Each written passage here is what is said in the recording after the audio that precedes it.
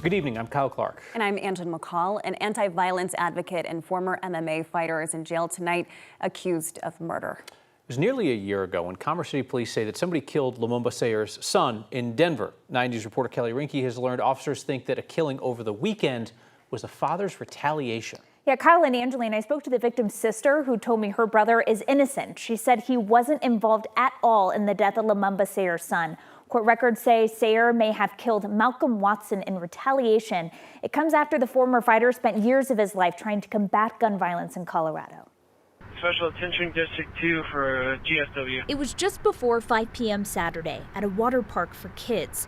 Dispatch told Commerce City police someone had been shot at Paradise Island Pool. Multiple callers, one party shot in the chest. The victim was 28-year-old Malcolm Watson.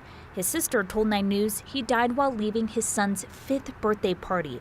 Officers quickly found their suspect. We're going to have the suspect in custody. Investigators arrested Lumumba Sayer Sr., a man who spent years of his life advocating against gun violence in Colorado. Square apart, give each other some room. 9 News profiled Sayers in 2021 at his boxing gym in Aurora, a place he said he opened to be a safe space for kids. If there's ever a decision that they are unsure of, that they can call us and get those answers to those problems.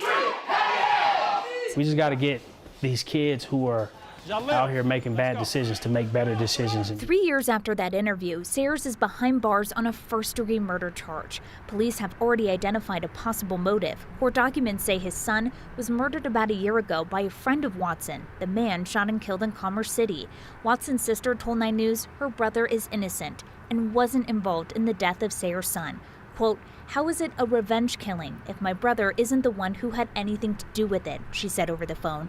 "How are you an activist murdering innocent people?" No one has been convicted in the death of Sayer's son. Sayer is due back in court on Thursday. Kelly Rinke, 9 News. With all the rain we've gotten today, first responders are keeping a close eye on the Alexander Mountain Fire burn scar in Larimer County. A flash flood warning was issued this afternoon, and the National Weather Service said there was a potential for rock slides and debris. Fortunately, we haven't received any reports of damage from flash flooding in that area as of right now. Super interesting, though. Actually, firefighters and the sheriff were actually using drones to, kind of keep an eye on the burn scar and make sure it didn't flood. Angeline, this was the first test of that particular burn scar after 3 days of rain. We tested out the other ones to see how they would hold up under the heavy rain. No major mudslides in the burn scars. All the mudslides up over elevated terrain in the Glenwood Canyon area, up over Vail Pass, and in the mountains. But we have more rain coming tomorrow, so we're really going to be watching those same areas very closely. The rain's come to an end in Denver. We're comfortable with temperatures in the mid-60s this hour. Still tracking severe weather on the far eastern plains. It was a scary afternoon and evening for Weld County, down to Lincoln County, into southeastern Colorado. Numerous tornado warnings posted for rotating thunderstorms, 2-inch diameter hail, 4 inches of rain, and damaging thunderstorm wind gusts to 65 and 70 miles per hour. Seeing some rural and county road flooding tonight with all of the heavy rain from storms that are still tracking toward the northeast. Heavy rain outside of Sterling, north of Fort Collins, down toward the Lyman area. Flash flood warning along with, well, unbelievably over 4 inches of rain in the Brush area. There's still some scattered showers north of Denver tonight, and we will see another round of heavy rain and potential flooding tomorrow. The timing and impact of that coming up. Election denier Tina Peters now shares a title with former President Donald Trump, convicted felon.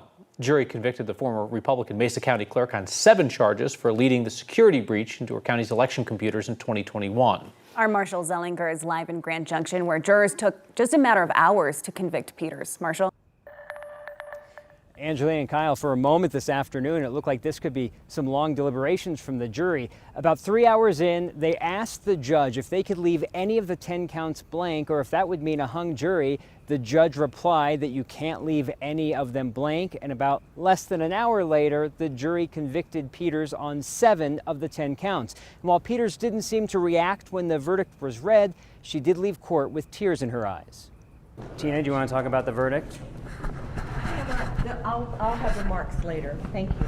Protected by about a dozen people, now convicted Republican former Mesa County Clerk Tina Peters left court this evening after she was found guilty on 7 of 10 counts from a 2021 security breach of her election equipment. We, the jury, find the defendant Tina Peters guilty of count number 1, attempt to influence a public servant. That was the first of 7 guilty verdicts for Peters, 4 of them felonies. They all come with different sentence guidelines. 3 of them have 2 to 6 year sentences. In all, she could face between almost 8 to 22 years in prison. The jury found Peters not guilty on 3 counts, including identity theft and criminal impersonation of Jerry Wood. The ones that she was found not guilty on were the ones that related directly to me. That was a little disappointing. Wood, a software engineer, agreed to do IT consulting for Peters. He testified against her in the trial. It was his name, background check, and access badge that was used to help someone else make a copy of an election computer hard drive.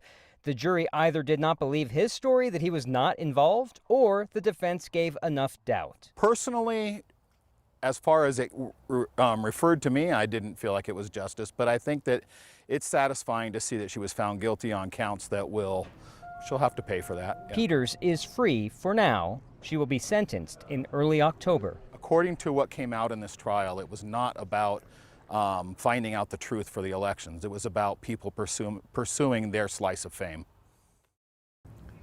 Safety and security, a big issue around this trial, so I briefly want to talk about the security. When the verdict was read, I saw several Mesa County Sheriff's deputies in the courtroom. Backed by Jerry Wood, he appeared to have a plainclothes law enforcement officer with him, and I never saw the prosecutors leave, including Republican District Attorney Dan Rubenstein from this area in Mesa County. They appear to be taken out of the courtroom out a different exit with deputies. Reporting live in Grand Junction, Marshall Zellinger, 9 News. A man who was accused of randomly shooting at people along a road in Douglas County had his charges dropped amid questions about his mental health. Then the sheriff's office turned his guns over to his wife. 6 years later, Aurora police say he shot 3 people. What do you kind of picture? I mean, big guns, little guns, shotgun, rifle? Yeah, I was thinking of my 1911, my 45. What else did you have? I got an AK. 9 News Investigates obtained that recording of detectives interviewing Austin Benson after the 2018 shooting along Rampart Range Road. Deputies recovered 6 guns from his car. For years, they sat in an evidence locker until last October. That's when a judge concluded Benson was not mentally competent to stand trial and dismissed the case. In December, Benson was told he could have his guns back. A month later, he gave his wife power of attorney. That same day, she picked up the guns. When an individual is acquitted or the case is otherwise dismissed, both the statute and case precedent require the court to return firearms. There is no exception for a case that's dismissed because of lack of competency. Douglas County Sheriff Darren Weekly says after the case was dismissed, his department had no legal authority to hang on to Benson's guns. We're working to figure out if any of those guns were used in the shooting that happened in Aurora. Dozens of people filled Aurora City Council chambers tonight for the 4th time since the death of Kylan Lewis. I must ask that we all stand once again if we believe that Kylan Lewis should be alive. Today marks 81 days since the unarmed man was shot and killed by Aurora police while they attempted to take him into custody in connection with an attempted homicide. More than a dozen speakers addressed City Council asking for the firing of the officer involved, Michael Deek, and the release of unedited body camera video. Council continues to point out they have no power to bring any charges. An outside investigation is ongoing. This group continues to say that they will be there attending meetings and being heard until they see justice. The city of Denver could raise its sales tax. City Council is really discussing this topic right now. They're getting a closer look at the proposal tonight. The plan would raise the city's sales tax by 0.5%. That's 5 cents for every $10. The mayor's office says the plan would pay for more affordable housing. And even if City Council signs off on the deal, it would still need voter approval this November on the ballot. Denver Health is also already on the ballot with a 0.34% sales tax increase meant to help the hospital pay for uncompensated care. If voters approved both, Denver sales tax would be 9.65%. The city of Aurora says it will pay for hotel rooms through the end of the month for anybody who's still living at a deteriorating apartment complex that's being closed tomorrow. People living in that building near Colfax and Nome have until 7 in the morning to leave. That's when the water will be shut off and contractors will begin boarding up the building. The city says it's been trying to hold the out-of-state property owner, CBZ Management, accountable for poor living conditions for 2 years now. Today, tenants and community advocates asked for a 9-day extension for people to find housing. The city said no. And at this point, it is not a safe place to be, and so that is not an option, but we would much rather folks be, again, in a hotel room that's clean and safe for them to be in while they work through finding another place to live. City says it will pay security deposits for tenants when they do find a new place. That money will come from Aurora's Flexible Housing Fund.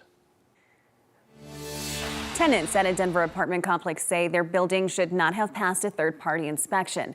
It's under a new program the city began so that there would be more oversight for landlords so that they could make sure basic living conditions are met. But tenants are wondering how it's possible that their units passed.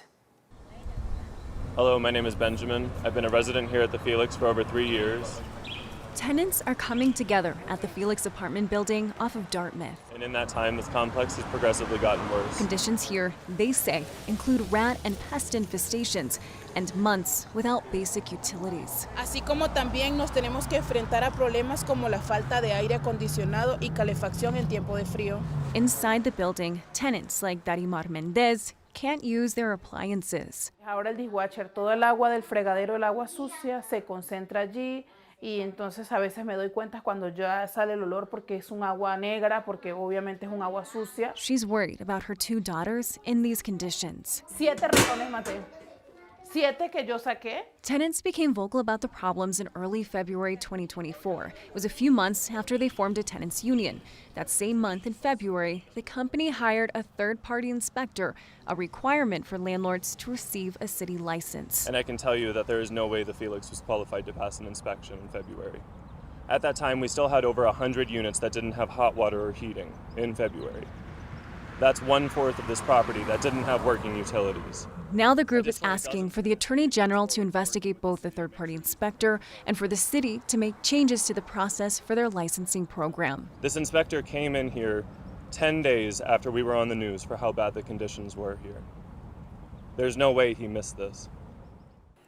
Under the city program, landlords will need to get inspections done every 4 years. In an email, the Office of Excise and Licenses says the agency has brought more than $88,000 in fines against irresponsible landlords because of this. They have also issued more than 2,000 warning letters. The Felix currently has a pending residential rental property application, and it has not yet been approved due to health concerns that were brought forward to Denver's health department.